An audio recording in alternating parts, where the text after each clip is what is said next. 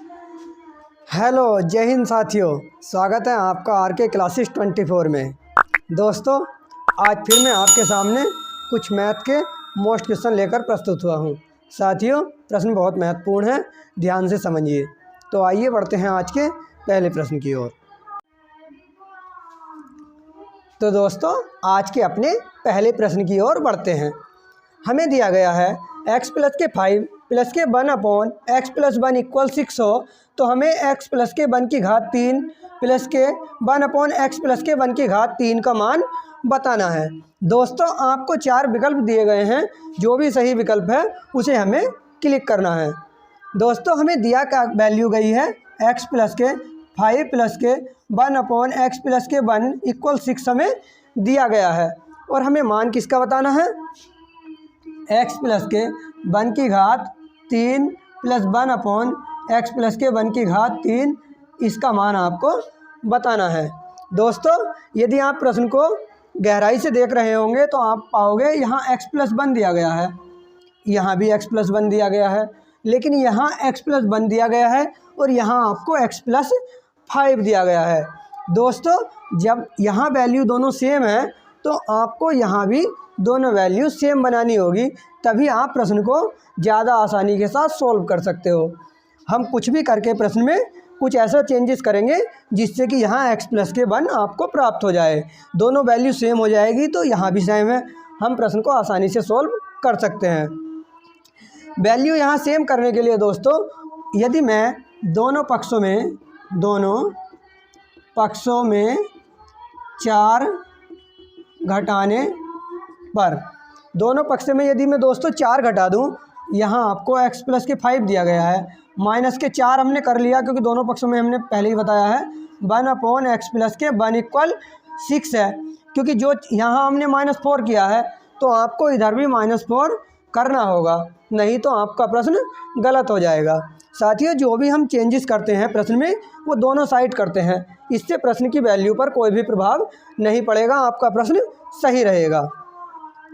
यहाँ x दिया है आपको, 5 में से 4 आप घटाओगे तो आपको 1 प्राप्त होगा, प्लस के 1 अपॉन एक्स प्लस के 1 इक्वल 6 में से 4 गए तो 2 मिला हमें। दोस्तों, अब यहाँ x प्लस के 1 है और यहाँ भी x प्लस के 1 है, यहाँ भी x प्लस के 1 है और यहाँ भी x प्लस 1 है, अर्थात हमारी वैल्यू अब सेम है, बस हमें इसका घन करना है और हमें आंसर मिल जाएगा। साथियों, यहाँ 2 आया है, 2 कैसे आया होगा, अर्थात x प्लस 1 का मान 1 होगा, 1 अपॉन एक्स प्लस 1 का मान भी 1 है, तभी तो 1 और 1 जुड़कर आपको 2 मिला है, अर्थात इस टोटल की वैल्यू ये मिल गई हमें और इस टोटल की वैल्यू हमें ये मिल गई। ये दोनों मान हम इक्वेशन में अपनी रख लेंगे और आपको आंसर प्राप्त हो जाएगा। दोस्तों, x प्लस 1 का मान क्या है, 1, तो 1 की घात हमने 3 कर ली क्योंकि हमें दिया गया है, प्लस के 1 अपॉन एक्स की घात 3, इसका मान क्या है 1 अपॉन एक्स प्लस 1 का, इसका मान भी आपको 1 दिया गया है, अर्थात फिर से हम 1 की घात 3 कर लेंगे और बराबर हमें क्या मिलेगा, किसी की 1 की घात हम कुछ भी करते हैं तो स्वयं 1 हमें प्राप्त हो जाता है, अर्थात 1 प्लस के 1 आपको 2 आंसर के रूप में प्राप्त हो जाएगा। विकल्प नंबर बी आपका सही उत्तर होगा। दोस्तों, मुझे लगता है कि अभी आपको प्रश्न सही से समझ में नहीं आया, इसे आसानी से समझाने के लिए हम क्या करेंगे, x प्लस 1 की वैल्यू हम a के इक्वल मान लेंगे। x प्लस 1 इक्वल यदि मैं एक a मान लेता हूं साथियों, तो अब आपको मान का आएगा बताना है, a की घात 3 प्लस के 1 अपॉन a की घात 3 बराबर आपको बताना है। हमने अभी देखा है कि यहाँ x प्लस 1 है, अर्थात इसका मान भी a होगा। इधर कर लेते हैं, x प्लस 1 दिया है हमें तो इसको भी हम a मान लेते हैं, प्लस के यहाँ 1 अपॉन एक्स प्लस 1 है, अर्थात 1 अपॉन a इक्वल आपको 2 दिया गया है, ये हमने वैल्यू मानी है साथियों। तो अब a है यहाँ और यहाँ 1 अपॉन a है और इस टोटल को जोड़ने के बाद आपको 2 मिला है, अर्थात इसका मान भी 1 होगा और 1 अपॉन a का मान भी 1 होगा, तभी तो 1 और 1 जुड़कर आपको 2 प्राप्त हुआ है। बस ये वैल्यू हम इसमें रख लेते हैं, हमें a का मान 1 दिया है तो हम 1 की घात 3 कर लेंगे, प्लस के 1 अपॉन a की घात आपको अभी दी गई है, 1 अपॉन a का मान 1 दिया है, अर्थात इसकी घात भी आप 3 कर लोगे, बराबर आपको फिर से 1 प्लस के 1 बराबर 2 आंसर के रूप में प्राप्त हो जाएगा। आशा करता हूँ अब आपको प्रश्न अच्छे से समझ में आ गया होगा। तो बढ़ते हैं नेक्स्ट क्वेश्चन की ओर।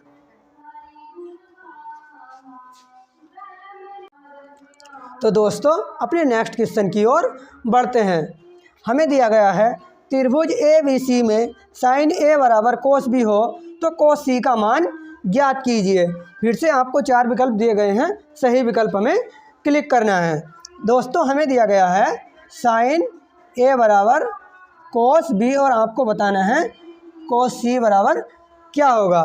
हमें कोस C तक पहुंचना है, हमें A और B में वैल्यू दी गई है, तो हम इसमें थोड़ा चेंजेस करते हैं, धीरे धीरे प्रश्न अपना बढ़ता जाएगा और हम आंसर की ओर पहुंच जाएंगे। साथियों साइन A हम ऐसे ही रख देते हैं और हमें कोस B दिया गया है, तो इसे हम चेंज कर सकते हैं साइन 90 माइनस के B में। अब आप कहोगे कि यह कोस की जगह कैसे आ गया। दोस्तों जब आपको त्रिकोणमिति कंप्लीट कराई जाएगी तो उसमें हम आपको सही से बताते चलेंगे कि यह किस प्रकार आता है। अभी प्रश्न में जितनी आपको आवश्यकता है उतना समझाए देते हैं। जब भी आपको कहीं साइन 90 माइनस के थीटा मिलता है तो आपको कोस थीटा लिखना होता है। यहाँ हमें B दिया गया है, तो आप इस प्रकार समझिए साइन 90 माइनस के B बराबर कोस B होगा। यहाँ कोस B आपको पहले ही दिया गया था, तो दोस्तों हमने साइन 90 माइनस के 20 की वैल्यू रखी है। यह कोऑर्डिनेट से आता है, इसमें साइन कोस पॉजिटिव होते हैं। इस प्रकार से आपको कंप्लीट बताया जाएगा।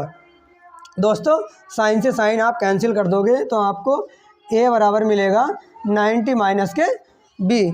हम क्या करेंगे, B को इधर ले आएंगे तो A प्लस के B इक्वल आपको 90 मिल जाएगा। दोस्तों आपको यह भी पता होगा कि यदि कोई त्रिभुज होता है और इसके तीनों कोणों का मैं योग जानना चाहूँ तो दोस्तों इसके तीनों कोणों का योग 180 अंश होता है और हमें A प्लस B 90 दिया गया है, अर्थात A प्लस के B प्लस के C इक्वल हमेशा ही 180 होता है, यह हम जानते हैं। और A प्लस B का मान आपको 90 दिया है, तो हमने 90 रख लिया, प्लस के C बराबर 180। तो C बराबर क्या आएगा, 90 इधर आ जाएगा, तो 180 माइनस के 90 होगा, तो C बराबर आपको 90 साथियों मिल जाएगा।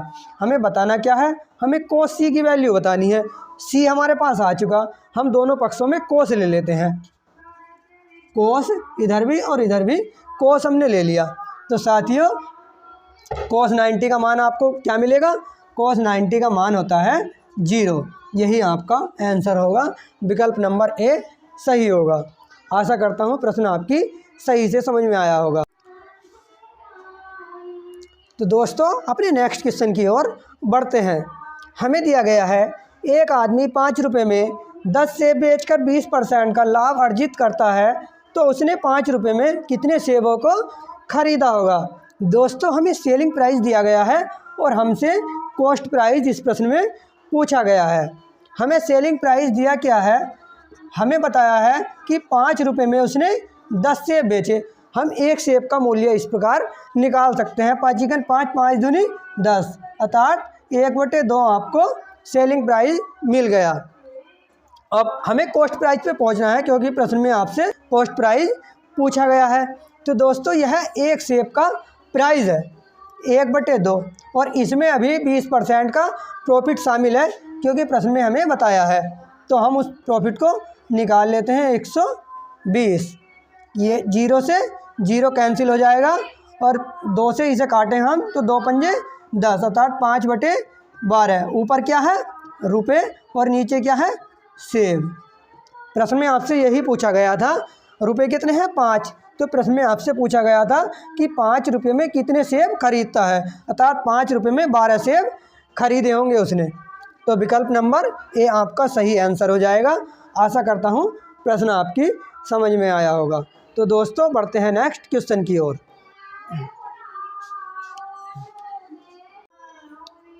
दोस्तों अपने नेक्स्ट क्वेश्चन की ओर बढ़ते हैं। हमें दिया गया है वह धनराशि कितनी है जो 5% वार्षिक साधारण ब्याज की दर पर देने पर 2 रुपये प्रतिदिन का ब्याज अर्जित करे। दोस्तों आपको प्रिंसिपल इस प्रश्न में बताना है और आपको 1 दिन का ब्याज दिया गया है। 1 दिन का ब्याज कितना दिया है आपको, 2 रुपये। दोस्तों साल में 365 दिन होते हैं और एक दिन का ब्याज है 2 रुपये, तो हम पूरे साल का ब्याज जान सकते हैं हमें मिलेगा कितना। हम इसकी मल्टीप्लाई 2 से कर देंगे।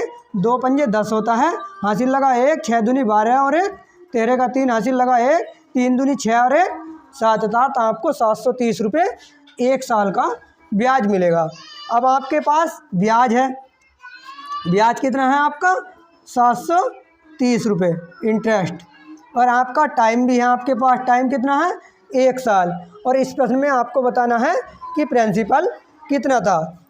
प्रिंसिपल ज्ञात करने के लिए एक सूत्र होता है साथियों, ब्याज गुणा के 100 अपॉन दर गुणा के समय। इस सूत्र में आप वैल्यू पुट कर लीजिए, आपको आंसर प्राप्त हो जाएगा।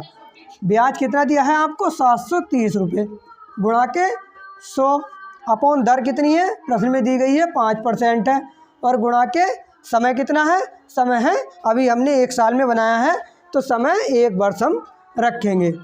वैल्यू को हम काट लेते हैं अपनी, हमें आंसर मिल जाएगा। जब 5 से हम इसे काटेंगे तो 5 चिकन 5, यहाँ बचा 2, यह 23 हो गया, तो 5 चौक 20। साथियों यहाँ 3 बचा हुआ है 30 हो जाएगा, तो 5 छंग 30 अर्थात 146 हो गया, और 100 से मल्टीप्लाई है अर्थात 14,600 रुपये आपको प्रिंसिपल मिल गया है। यही आपका आंसर होगा, विकल्प नंबर सी सही आंसर होगा।